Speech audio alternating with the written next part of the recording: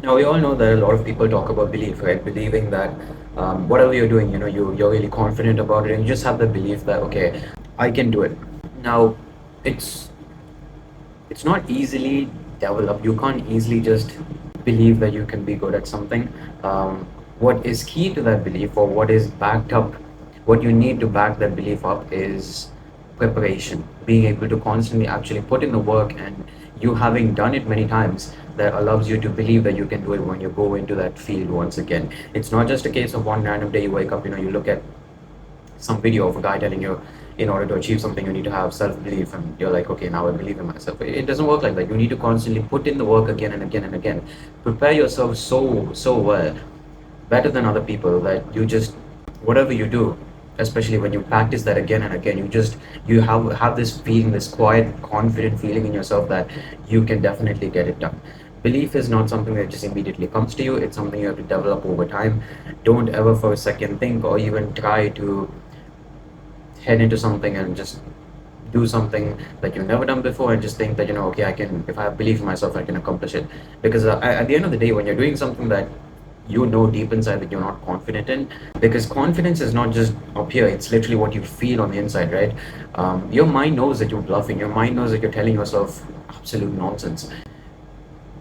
Belief is not something that you convince yourself. Belief, confidence, all these things come naturally through you or from you. It's not something that you watch a video and you tell your mind, okay, you need to have belief, you need to have confidence, and it comes. It does not work like that, right? It has to come through from you naturally, and it will only come naturally when you prepare yourself again and again and again for that specific thing. When you put yourself in that difficult situation and again, you come out of it, you keep working at it, that eventually that belief that, okay, you head into this again and okay, I have done this before, I can do it again, that feeling will come. It's not a case of you wake up and I can just do it. You convince your mind. You can't convince your mind. Maybe for a brief period of time, maybe for the sake of it you can, but if you actually want belief that you can do something, there's no way you can convince your mind that you're going to be able to do it. Your mind has to naturally know it. It's going to know that you're lying to yourself if you just try to convince yourself. So point is, yes, self-belief is very important, but at the same time, self-belief is nothing. In fact, it's not going to be achievable if you don't put in the work. The same thing I'll say when you're putting in the, actually, I will say this is more important, where you're putting in the work and you don't have belief, because I have seen more people who put in the work, but they don't have belief in themselves that they can actually accomplish something.